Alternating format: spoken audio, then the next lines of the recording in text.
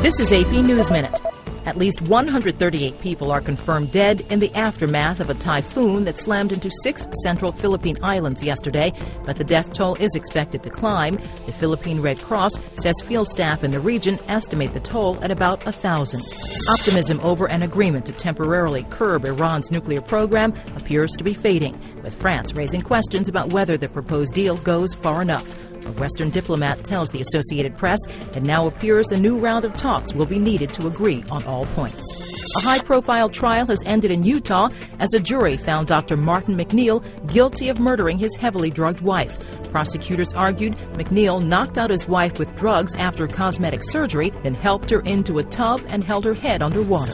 2 Russian cosmonauts held an Olympic torch outside the International Space Station. The cosmonauts took the unlit torch of the Sochi Games out for a spacewalk 250 miles above Earth.